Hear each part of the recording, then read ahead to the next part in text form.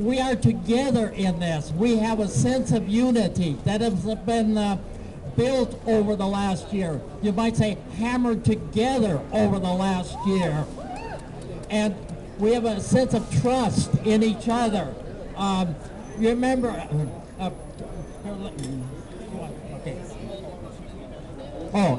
okay. We have a trust that's built over the last year. Remember on J28.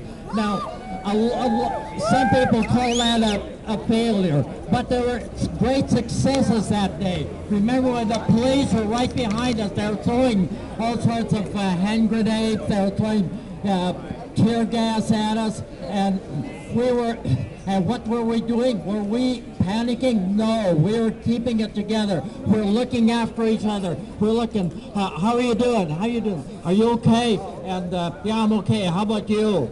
Remember that? We were together that day, looking after each other, caring about each other.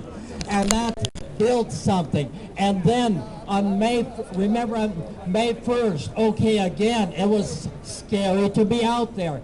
And then it was going to be scary. You know, the police were talking about doing all sorts of things, but we came out, a whole bunch of us came out and looked after each other. And I just wanted to follow up from some of the things that we came to how to fight state oppression, and that's to come together, like you were saying, and to establish common grounds, commons that are like owned by the people and that aren't any place that the cops can throw us off of, that we can. And that's what scares the cops so much, and that scares the powers that be so much. So let's make it be, let's make it happen, let's establish commons, and let's rock out the farm, Giltrack Farm this Sunday.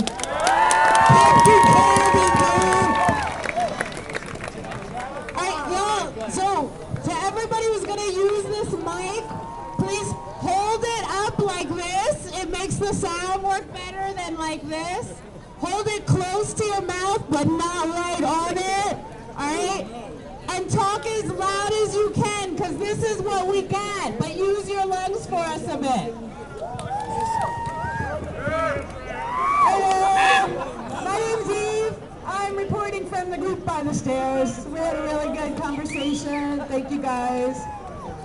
We talked about not only, well, really how to cope.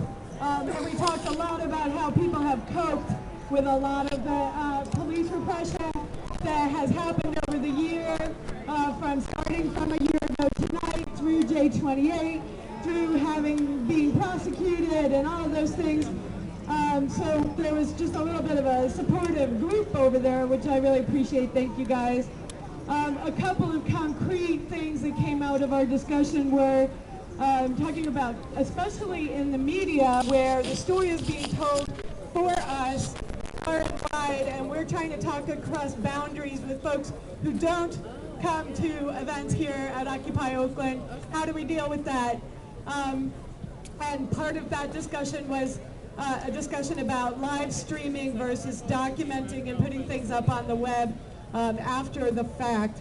It's very clear that this police repression needs to be documented, and we need to have that as something to put out there when confronted with people who don't understand what we're going through. And yet we don't want to put ourselves at risk when we're engaged in civil disobedience or whatever's going on by filming each other and causing problems for each other. So one idea that came out of our group was having a skill share with people who know how to do that, helping other folks who are doing documenting to create materials that we can actually use. And then just overall talking about getting involved in the work and building relationships across differences. There are a lot of differences between people here. We talked about the internal oppression that's going on among members of our different groups. So we really want to focus on the work, to get involved in doing actual work and building trust and relationships by doing that. So I spoke about holding people accountable earlier. David and Owen, you know I love you. But what makes you think in your white male bodies that it's a nice thing to do to stand in front of people and talk? We're cheering for Eve. Just checking in.